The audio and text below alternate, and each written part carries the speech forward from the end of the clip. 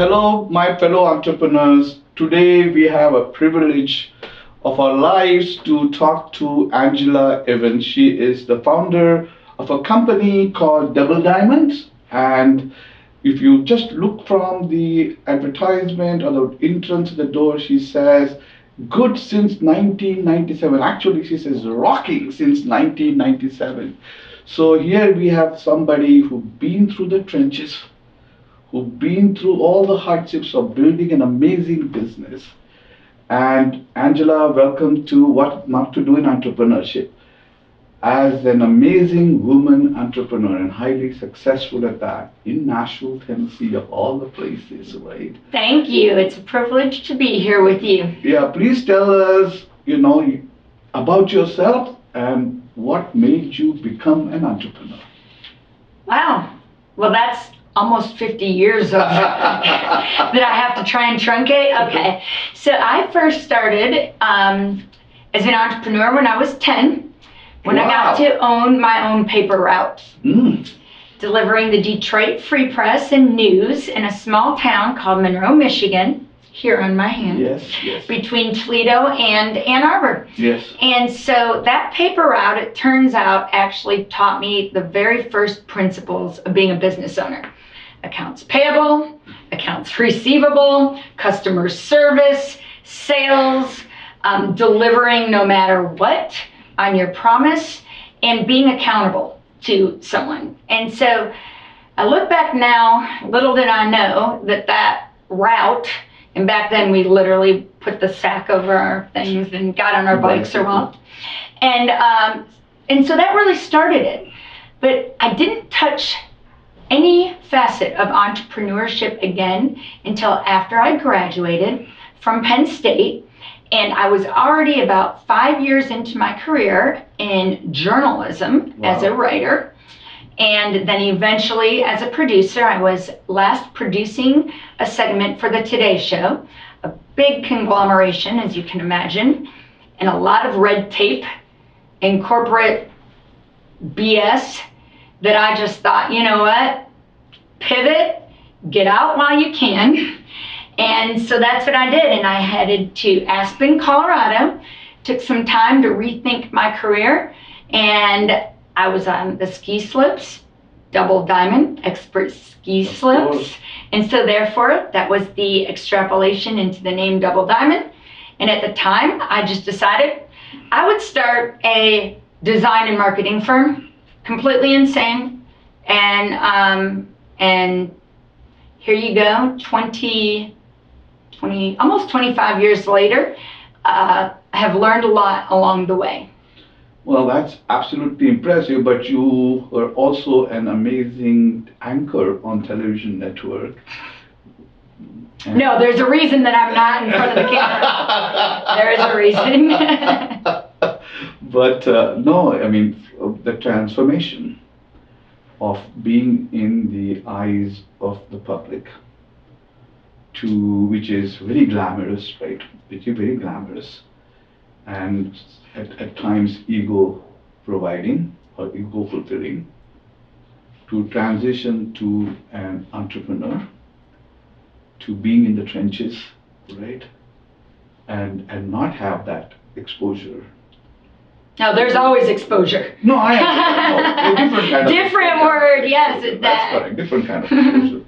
And so for you, being on the diamond slopes, where you were sort of taking risks, because diamond slopes is about taking risks, right?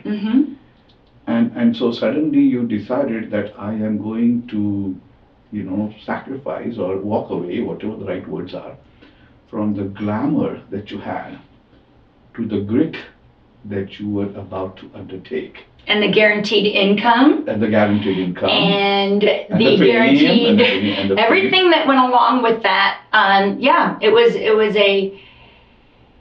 It was calculated, but no matter what you do when you start as a business owner, as much as you plan and you really come up with your semantics for how you're going to build your business, never turns out how you think it was going to when you first start.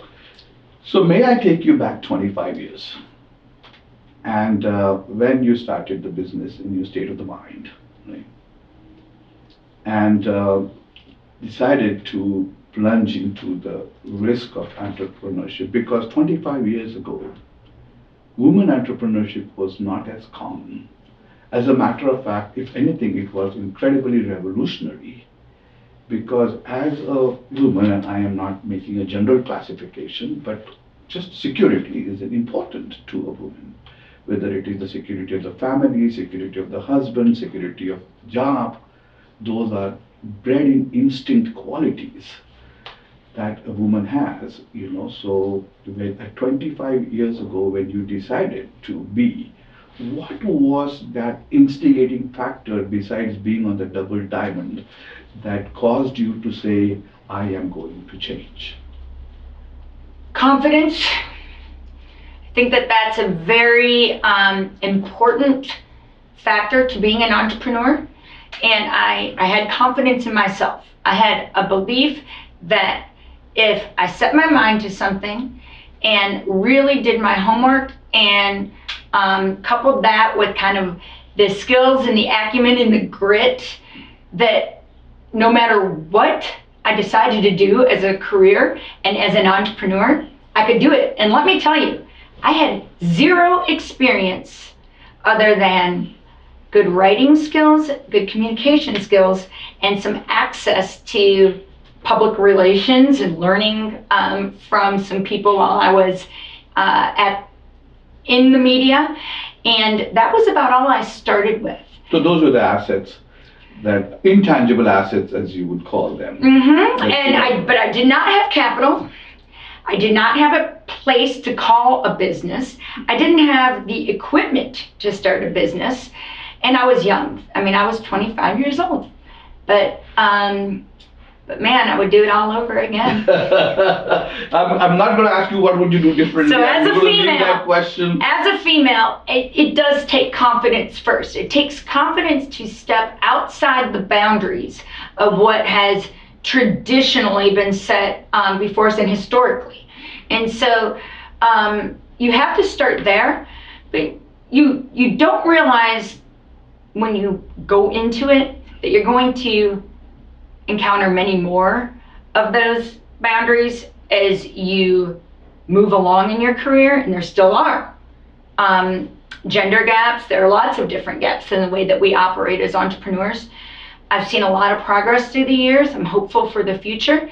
I expect to be an entrepreneur for several more years and want to mentor entrepreneurs. So I see that females are in a much better position than I was.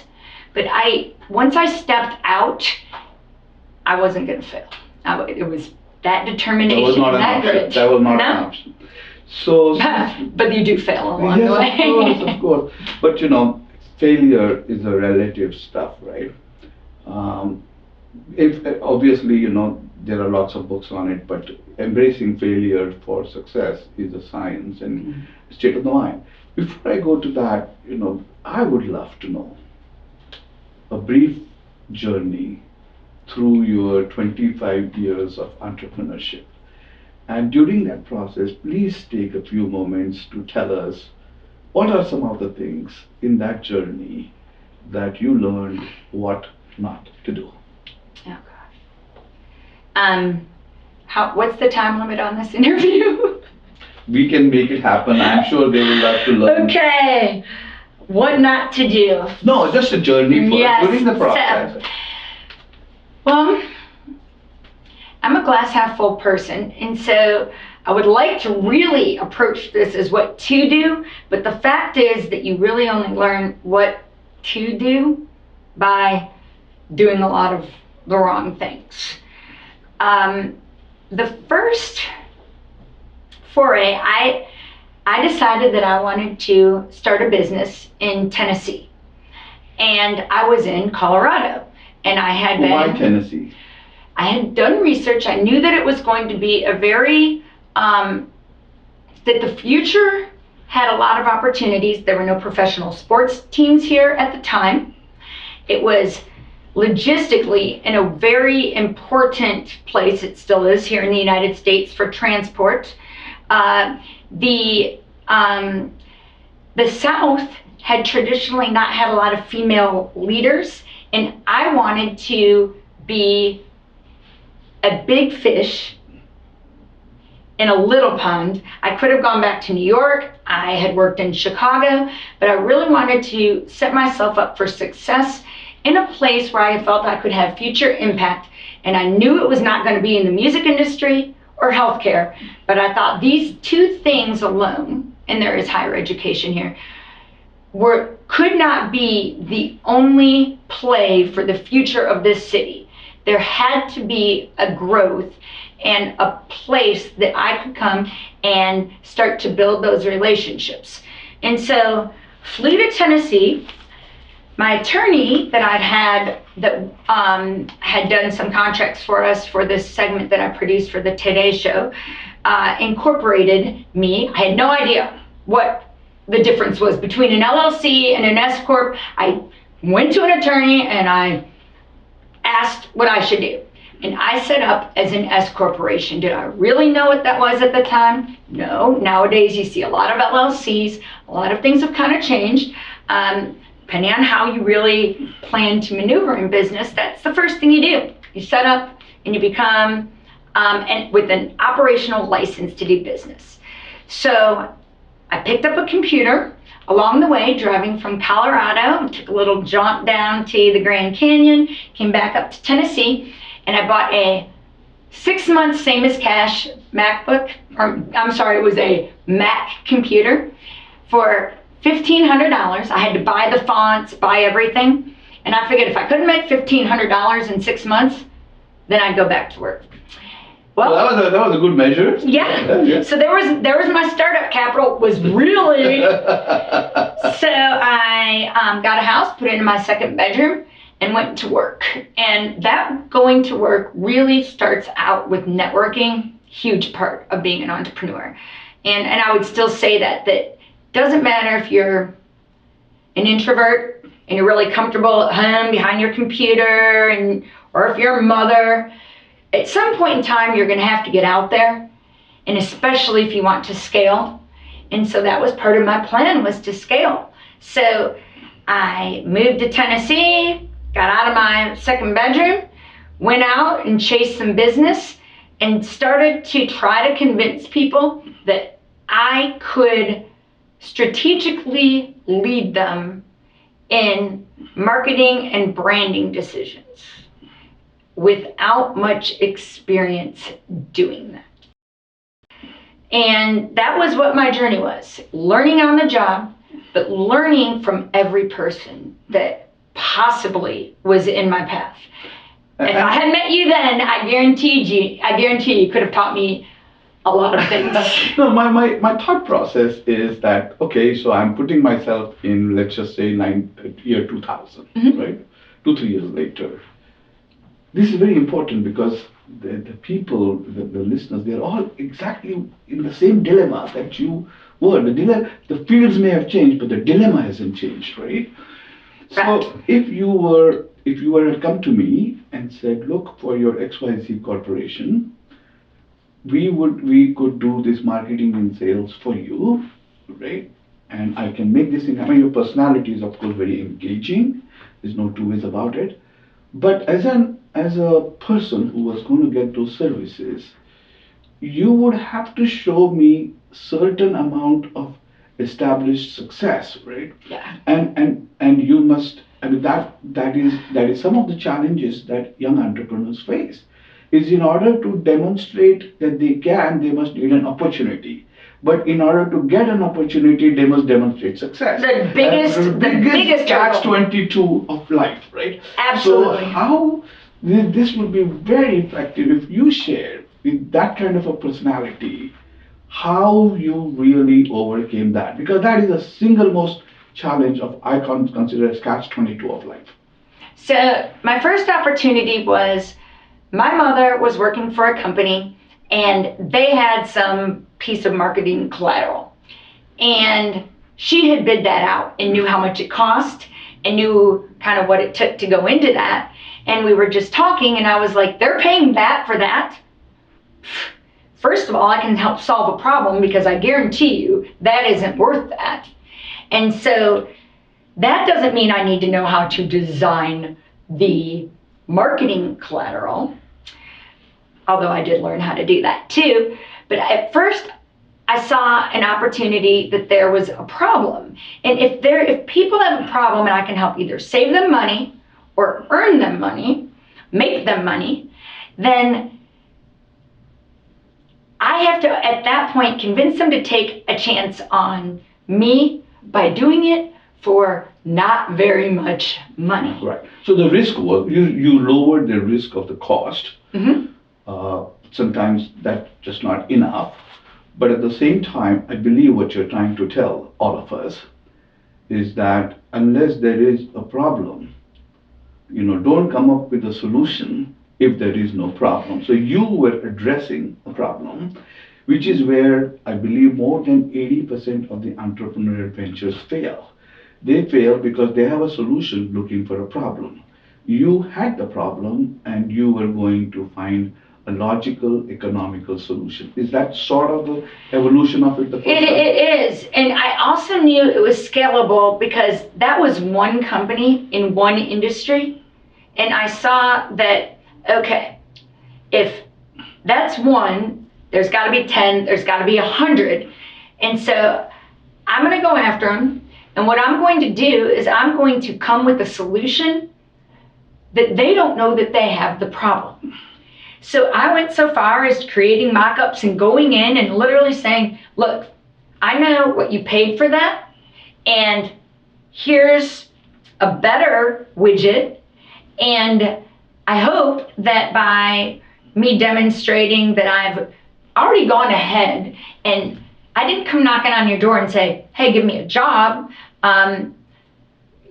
You've got to be a little bit more tactful than that. Sure. But that's essentially what you do. It's what you do as an entrepreneur is you go in and you say, okay, I want to solve your problem, but you're really going to be giving me a job because you're paying me. Sure. And that is, somebody's taking a risk on you.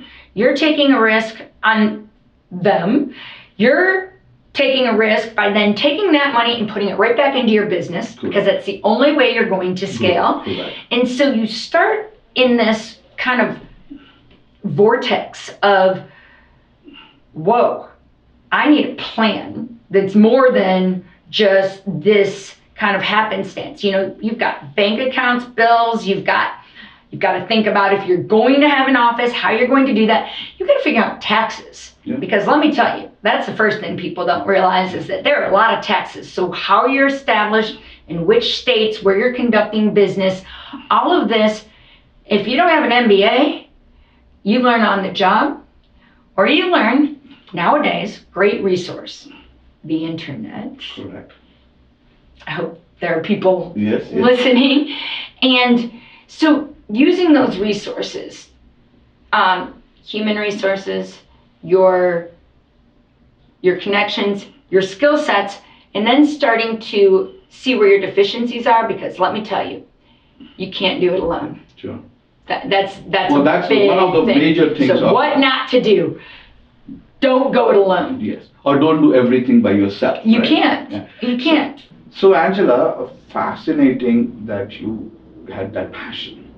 You had the passion, the inspiration based on throwing newspapers around and learning about what it was.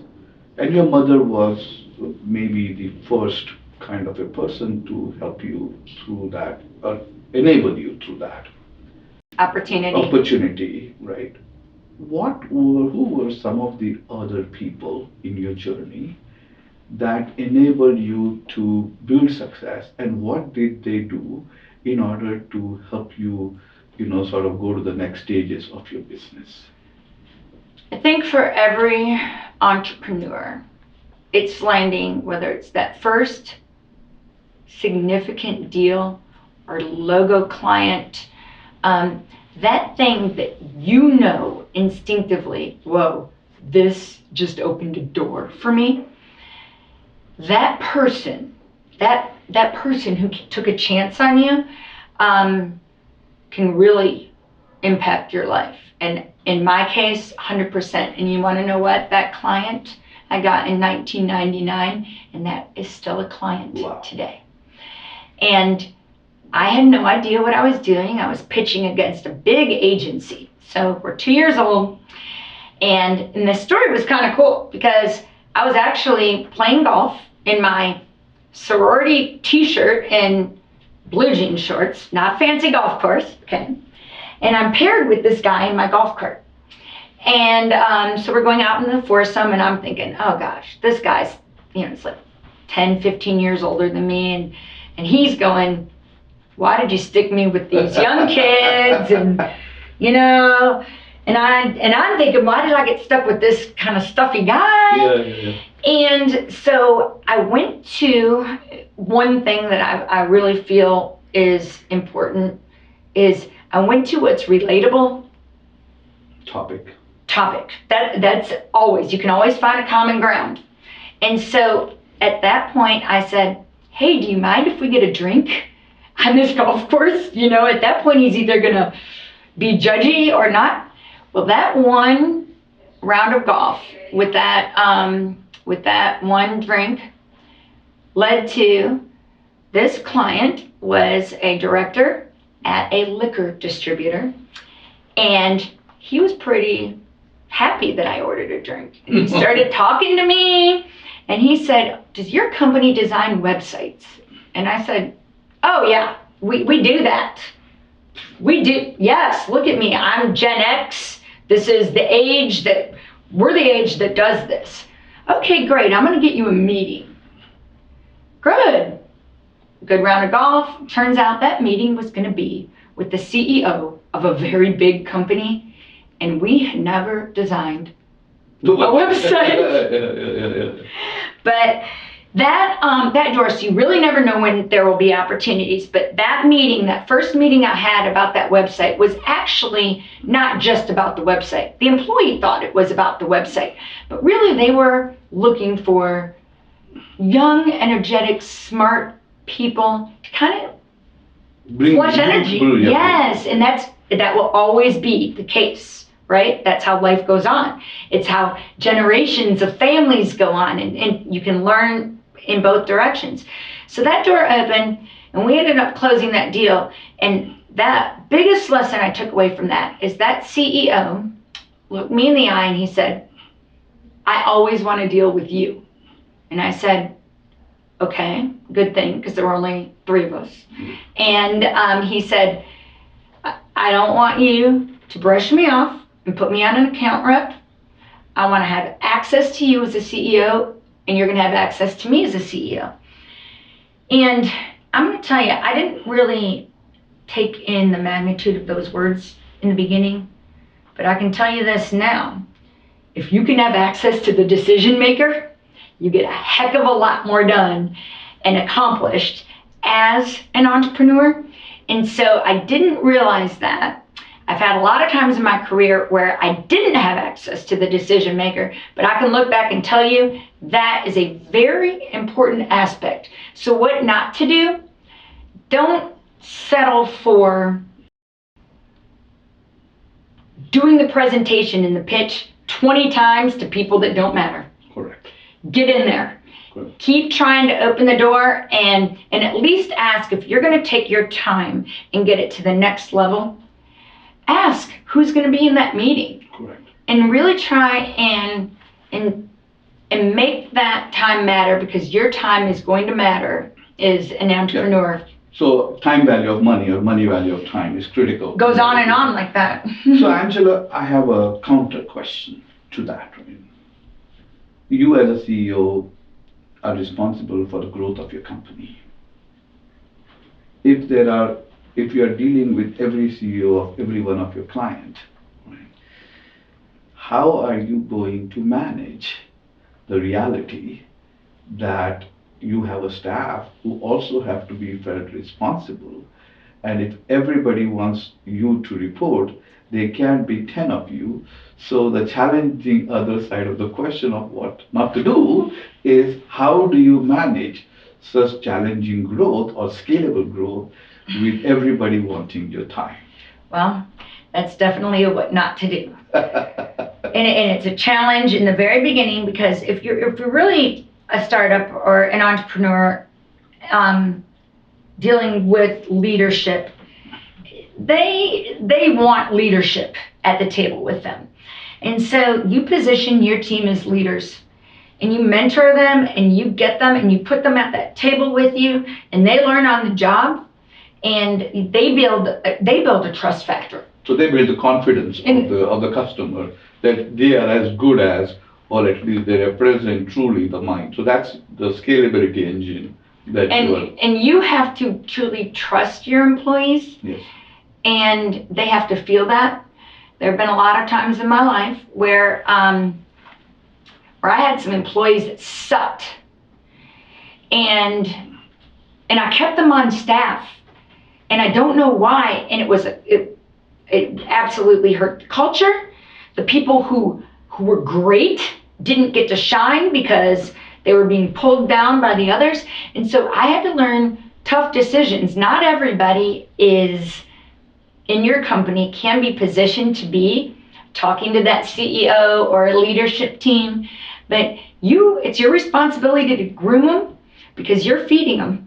Yes. And that's it. I mean, you said something in the beginning, Sanjeev, about women in business and how do we go out and just start a company instead of doing something perhaps more traditional historically. Everybody in my business is, I have to trust like a family member. The Double Diamond name is my badge. And so you spend some time really getting to know the people you're going to work with. And that's in any way that you're going to scale your business. If you're building a leadership team, if you're bringing in money, I mean, your long-term investors have to be like family members because you're going to be going through hell and high water together. So that brings me or sets you up for a fun question that says, could you tell us some of the ups and downs more of your journey from 1999, 2000 to now? Because I know that behind that amazing personality is the challenges that you have learned to manage. There are days you cry, there are days you scream, there are weeks, but mostly there are times you're scared. Entrepreneurs as risk takers,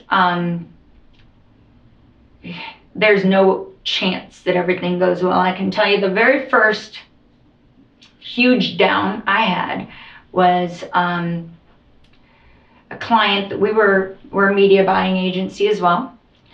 And I signed my name and guarantee the people will pay for this media. Double Diamond will pay for this, but it's a personal guarantee as well. Of course. And so you expect your clients to pay. And 9/11 hit, and I had a lot of clients that did not pay. And I had a deal with a convention center for all the media spots inside of there. Wow. And 9/11 happened, and what stopped? Travel. And when travel stopped, tourism stops, hospitality gets stunted, a lot of things happen. But the trickle down was I was still responsible to pay those bills. And so I leveraged my house. And it was the only thing I thought I could do so that I didn't fail. I did not want to fail. I was afraid to, you know what, I don't know. It was that first time that you realize that you don't have the money to either pay your employees, pay your rent, pay, you have a big opportunity to be in the other side of the country and pitch something, but you got such a fire back here.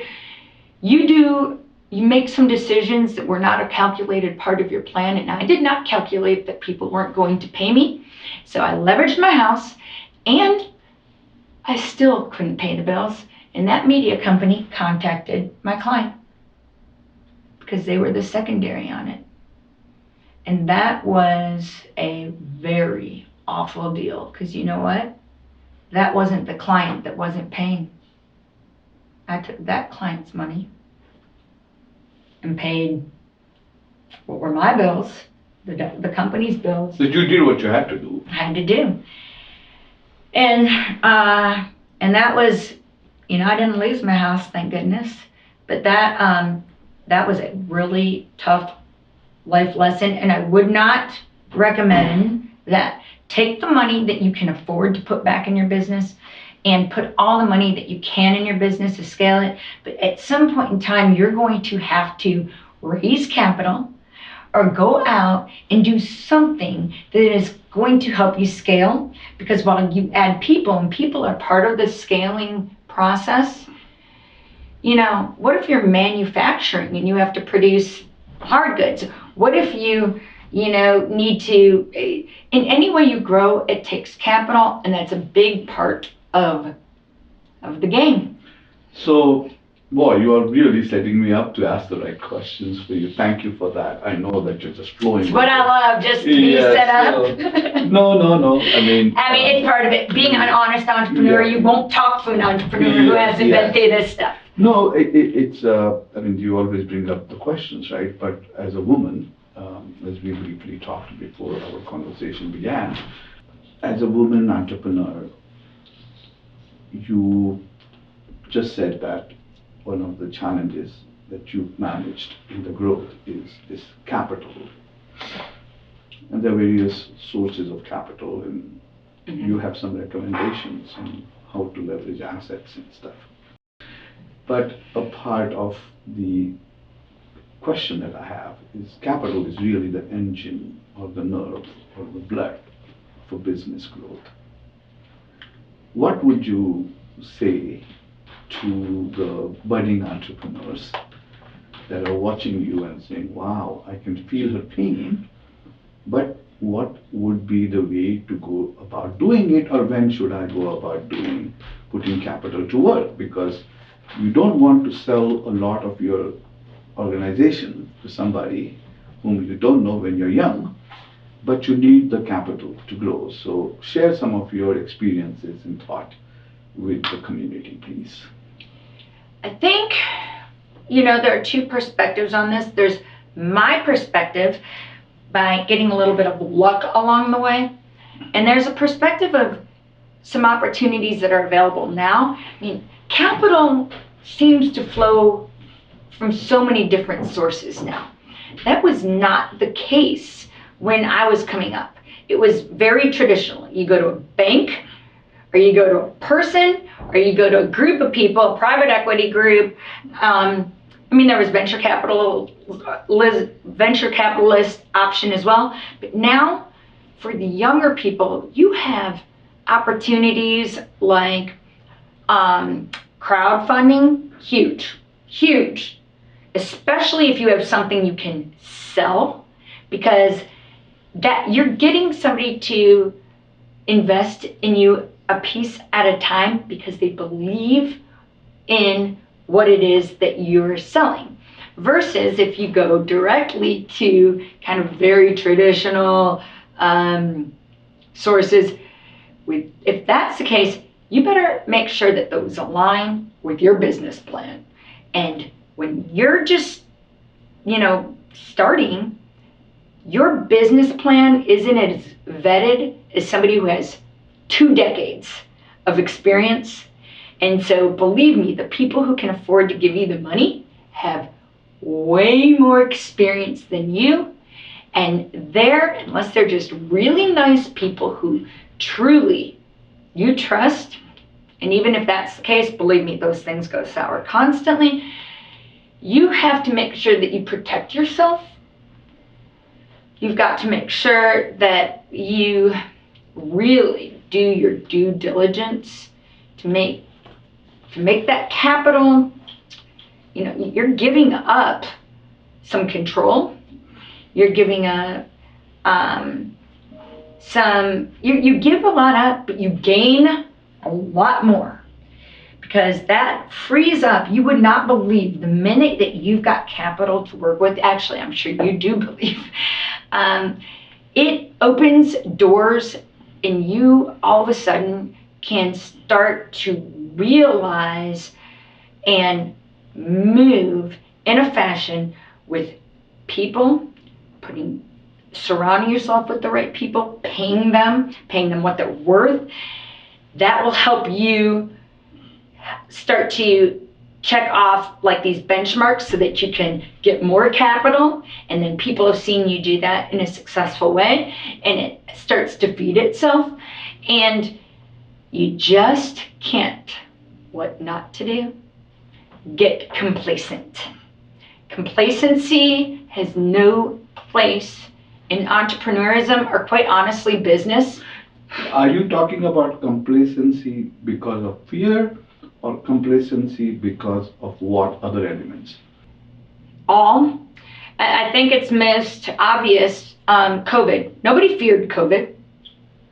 But if you were complacent in your business and you were just happy with the way that things were operating and you didn't have a plan B, you better always have a plan B, C, D, E, F, pivot. You don't have to change your entire business, but you certainly have to be able to pivot, strong pivots, because, I mean, we started out Double Diamond Design. Thus, our URL is DDDINC. Yeah. And I was like, dang, design is very limiting. I need to change that name.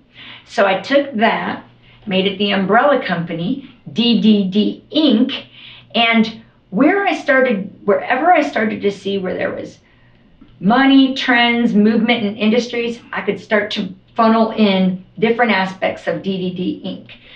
And so Double Diamond Marketing and Communications, a very broad name, is really a result of learning to always have other options. And thank goodness, because I didn't realize in 1997 that there would be TikTok, let alone Twitter, Facebook. I can keep unraveling. Email had just started to be a thing. It did not have images in it. We did not have responsive websites, iPads, and we certainly didn't have every child in the world remote learning from home. We had books. And so much is going to change during the lifeblood of any business venture, and having capital is what's going to help you get through that. So when you say capital and don't be complacent, you mean intellectual complacency, correct? Yes. You have to be the dynamicness with the reality of the world, and that comes by you being open to the possibilities. Always. Secondly, by bringing team members who bring that expertise to you, for which you need sources of capital. As a woman, Angela, what are some of the concerns that you had or may have in going to raise capital? And what have you done, or what could you do differently going back maybe 5 to 10 years in the scheme of raising capital? When I started, even as recent as 5 years ago, I cannot tell you how many times it was what I'm wearing. And that was, it was very frustrating, because I have 15 years of experience, or I had 5, but why did it have anything to do with what I was wearing? And it was always an issue. You couldn't just be who you were. You know, I'm wearing jeans today, I can wear that now, but back then you couldn't have shown up in jeans, but you also had to be buttoned up, hair back, no makeup. Be very careful in what you say, how you say it, and you could not necessarily just go out to dinner with somebody who could potentially be a source of capital, because that was probably going to wreck you more than it would help you, unless you were very selective about who would be at that dinner with you. And I think that will still continue to be a challenge for women. There is still a part of a female and who she surrounds herself with and how you get judged. And I think that that's something that men don't necessarily have. Yes. In fact, they can be with some shit show people, and you could be, perfectly pristine career. Not saying that I have had that, but there's a rash judgment automatically that women still have in this marketplace, and it spans every aspect of business we do, including capital raise. Well, as you already know that in today's economy, nearly 46% of entrepreneurs are women. And there is a lot of women entrepreneurs who are coming to being capital, venture capital people in the space too. And there is a different kind of capital that comes to work, which is called as the private wealth capital. And so a part of the mission of ours together is to enable those channels of capital to not just women entrepreneurs, but to anybody who believes that capital is needed, and most importantly enough, that capital needs to be non-controlling capital, right? Because you as an entrepreneur strive hard to keep control of your passion and your venture. So thank you for that. A couple of sort of add-on to what you were just saying earlier. Um, you are a very successful business in brand development, in various kinds of products that are a part of your portfolio. Give us some specific example of a brand development strategy that did not work for you and that you could have done differently, so somebody can say, hey, that is not what could be done, or because the part of what not to do is you waste a lot of energy and time and especially money resources in doing something. And so if there was a tool in that marketing people in your business space can learn from you, that say, oh, then remember she said that what not to do, that would definitely be very valuable to the readers and the listeners of your interview. Because we don't just represent certain niche industries. I have examples in about every one of them because they're all, every industry is different. What not to do. Don't go too far down a rabbit hole where you spend a lot of time, money, and resources. You get to a roadblock, don't be afraid to bail. I don't care how much time, money, and resources you have. If it's an obvious roadblock and it's going to require you to reposition your entire strategy, not just a portion of it, you better consider just taking the loss. That's a hard pill to swallow. It's a hard pill for anybody to swallow in life, let alone a business person, especially when you have somebody else's money behind you. Even if that person, no matter what level of reporting there is, you're going to bed at night knowing that you're accountable, that you have somebody else's money. And that is really a decision that you make in the beginning. When you start to strategize and you're looking at your go-to-market strategies and then your growth strategies from there, people underestimate the value in that. They want to get on a trend. They want to go, oh, we can produce that. It did work out during COVID with hand sanitizer, but that's definitely an outlier. I definitely think that so many of the failures that I experienced were whether it was mostly clients. We needed to vet strategies or avenues more, and you have a board of directors or some people in the front office are like, no, we're going this way. I called my brother-in-law. He's got his person over there. And if you instinctively know that is not mapped out here, you've got to go, okay, is that a door that's opening and that's viable? Or are we going to be led down this path?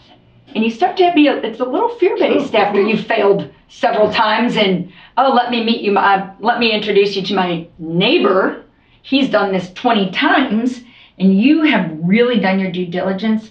I think that that's where I've seen failure time and time again. We've so many times where we got to a certain point and I had to go tell the client, look, this isn't going to work. Not working. Here's why. Not going to work. Here's why. Now, depends on how much money you have, because some clients will double down.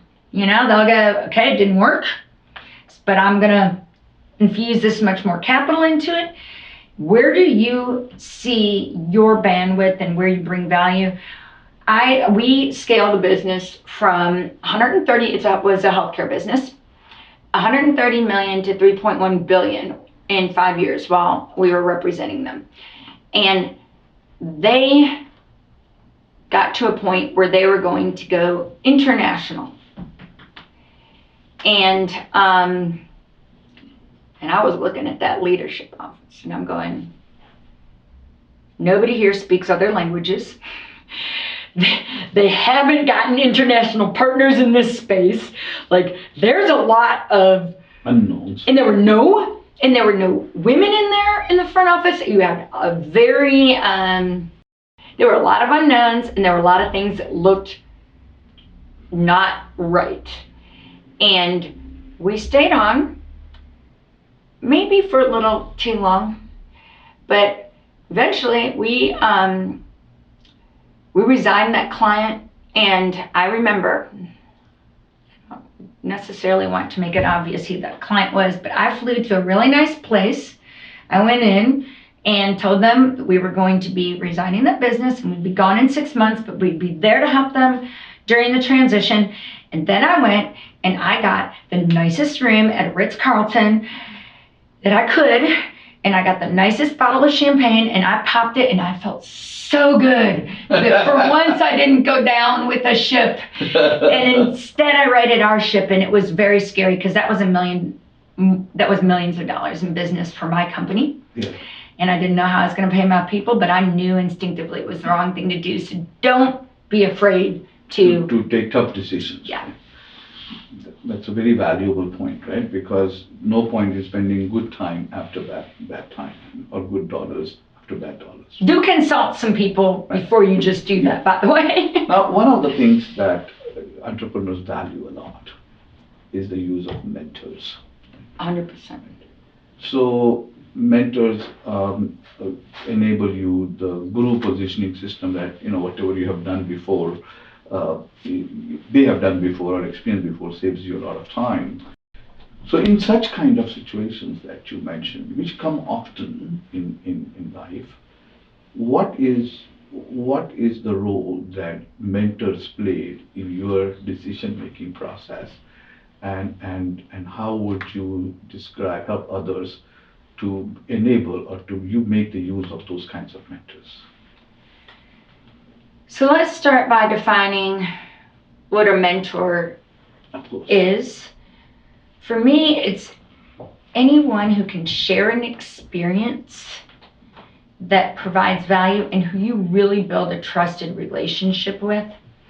And you really, mentors find you, but you find mentors.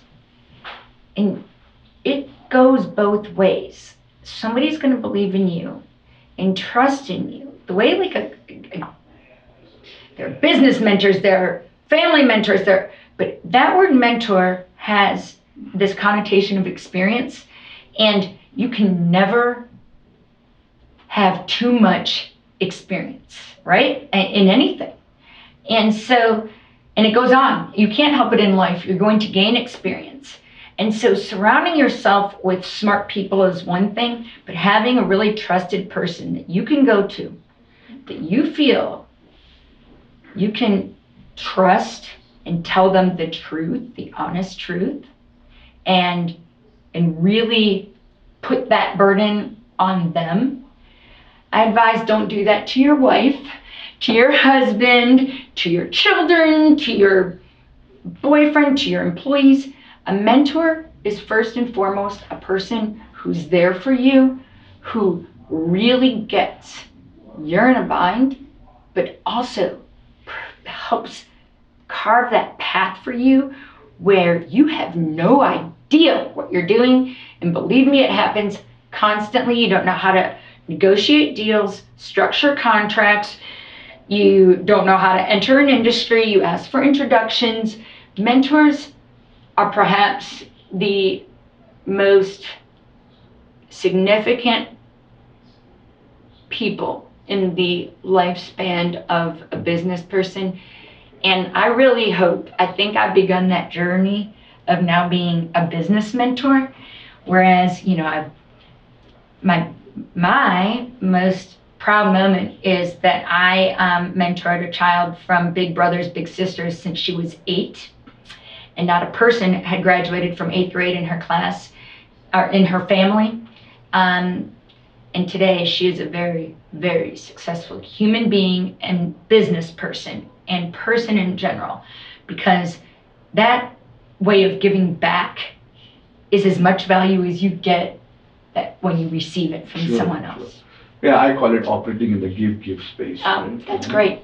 Give, like give, Juju, give, Mama, DD, Double Diamond. So the give space is because there are 4 spaces in which a transaction can be, or life can be lived in. It's a take, and there is nothing to give, so it doesn't even start. Give, take, or take, give. That doesn't last too long, because at some point in time, the giver gets tired.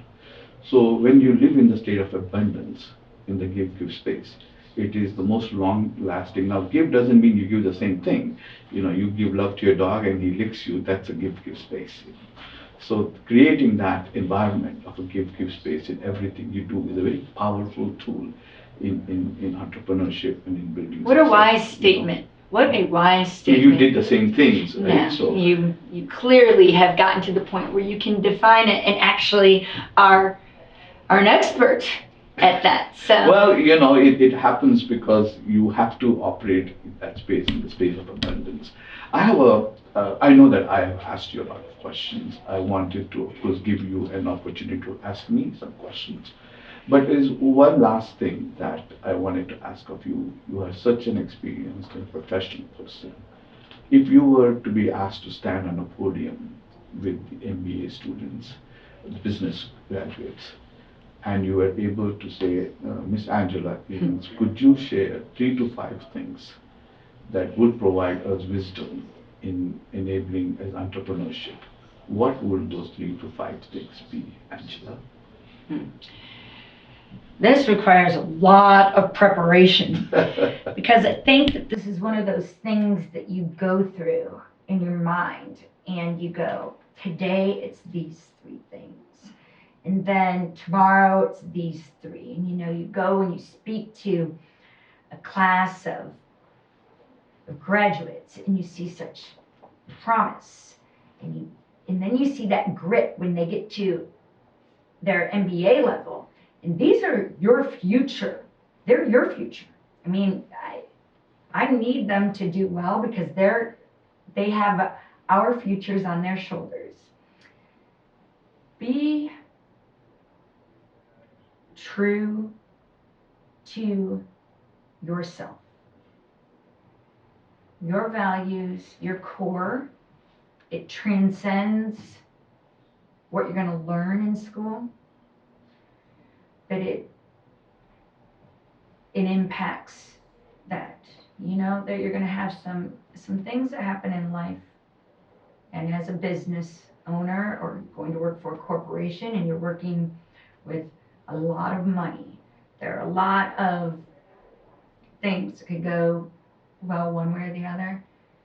And I think really dig in deep in every decision and every choice you make. Be true to who you are. And if that means you're asked to do things that you're uncomfortable with, if that means you have to step down from a position,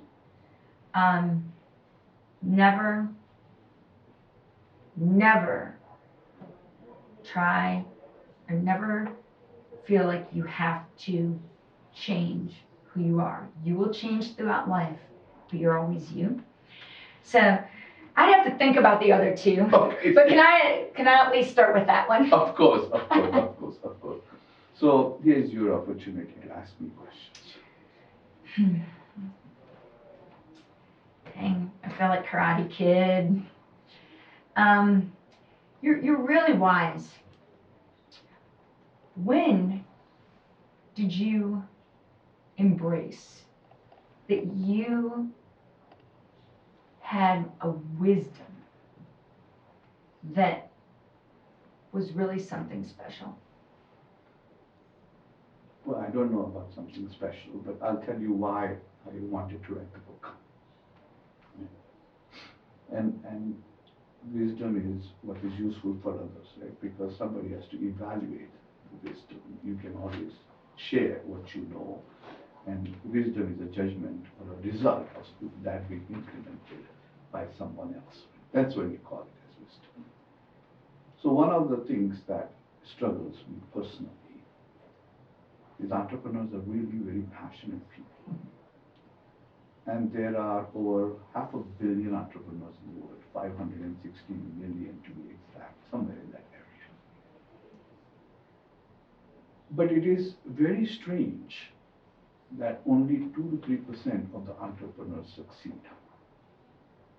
So although the amount of people involved in entrepreneurship is increasing because they are all attracted by the glamour aspect of it, less than 0.1% of the entrepreneurs are really affected by the glamour. 99.9% are grit entrepreneurs. And the difference between glamour and grit is the ease of life. If somebody gives them $100 million to do they don't worry about whose salary to pay or which supplier to negotiate with. So that's sort of the definition. My book is focused on grit entrepreneurs. Because these are the people who believe in the risk of entrepreneurship, but entrepreneurship is today called an art because it's a probability of success. But you can't have probabilities of success in life like that. So I wanted to transform the probability of success or probability of the art of entrepreneurship into a science of building wealth. And in order to transform that into a science of building wealth, you must know what not to do. Because most of the time when you are growing up, somebody's constantly telling you, don't do that, don't play on the fire, don't jump from there. In my case, Angela, it was so much that I thought my name was what not to do, at times. But the part of it is that is what is required. So what I have done is I have taken all the elements of entrepreneurship and created a periodic table of entrepreneurship. So that that's what happened when matter was 150 years ago. Everything was not science. Then somebody developed a periodic table that allowed specific elements to do, and they transformed this chaos into science. And I think today entrepreneurship is a chaos of success, and I would like to transform that into, or help provide a tool to transform that into science of building wealth. And that is what inspired me, that is what sort of pushed me to bringing, especially through the journeys that I have had in building both some very successful companies and managing the challenges of the not so successful ones. And entrepreneurs like yourself, who have also gone through similar journeys, put a light on that subject and then enable the entrepreneurs of future to be more successful and not face all the same challenges and do all the same stupid things that you and I have done in our journey. So that was my purpose of writing the book. Wow. And in that journey of writing a book, what was different? What happened along the way of writing this book that you did not anticipate? So what I really did not, and that's a very, very, very powerful question, because once you decide what not to do, right, or write a book on what not to do, what are the challenges in just writing a book? So what happens is, it is like a whole bunch of people on the tree, right? The guy who's sitting on the top, and with the monkeys all hanging on down the tree, sees that everything is good. But the guys who are sitting on the bottom see all the challenges because they're seeing all those monkeys with the upside of it. Mm. The same thing happens in when you take a mission like that. If anything, you want to start from the bottom looking up to manage the challenges. You cannot sit on the top and say, what are the damn challenges? And so when I began looking, I realized, spirituality, being spiritual, is a very powerful tool in entrepreneurship. I wouldn't have really realized, looking from the top, about entrepreneurship. The most powerful thing that I found out is humility. Humility is a very, very powerful tool in entrepreneurship.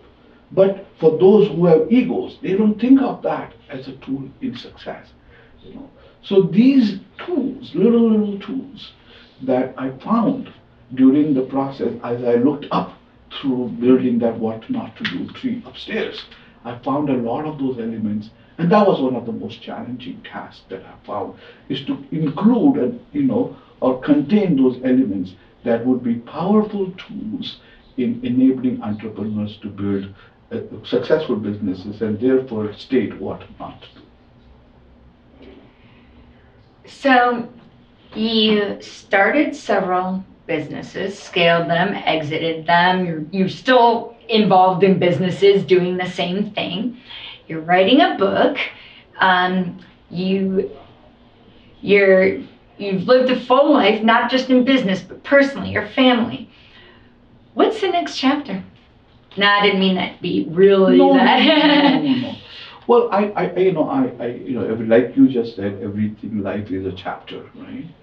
And our next chapter, in my case, if I can make few entrepreneurs be more successful, then we have written the next chapter, is to share and help enable others to succeed. Because the fact is, Angela, none of us take anything upstairs. So therefore, creating and sharing the wealth that you help create and enable other instruments or engines of growth during that process, during that journey, is, I believe, one of the most powerful steps of my next chapter. Wow. I'm grateful to have this time with you and to really sit here and have a heart-to-heart. It's been a real pleasure. Same here. Thank you so much for your time. And I know that people are absolutely going to enjoy the openness with which you shared your journey, and I appreciate that so much.